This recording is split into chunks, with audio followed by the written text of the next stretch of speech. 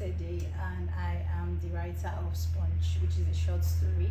Sponge is a story about Imagwero, an ancient idol from the Benin Kingdom. So it's a story that kind of blends fiction and reality because parts of it are from history.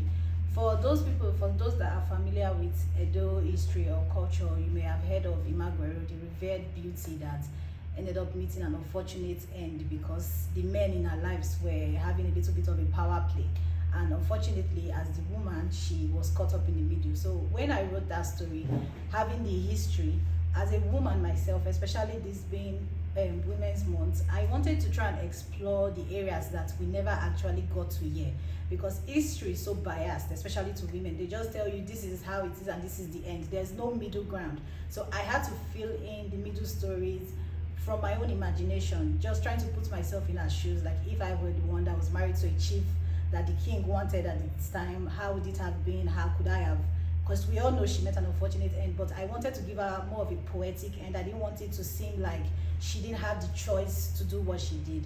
And I wanted to also tell a little bit of a background story just to show the things, or rather the aspects that pushed her to do what she ended up doing. So it's kind of like a homage to her, and hoping that people go back and look more into her story and also just give her the respect that she deserved, because she really didn't deserve the fate that she made. So that's what Sponge is about. And we all know what sponge is, when you soak up so much things and then a sponge is basically just for usage. So her story felt to me like she felt like a sponge, and hence the title.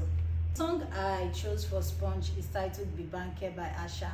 I think growing up, when I had the opportunity to listen to more grown-up music, Asha was one of the first Nigerian female artists that I really resonated with songs from Jayla to Be My Man. She just had a very unique style, and every time I hear Bibanke, it just takes me back to a certain time in history that I don't even think I was a part of. So that was the reason why I chose that song, because I feel the soul of the music connects with the story.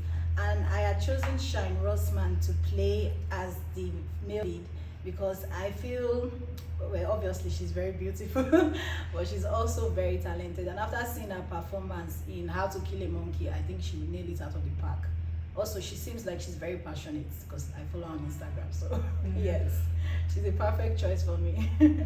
Thank you very much. You're welcome.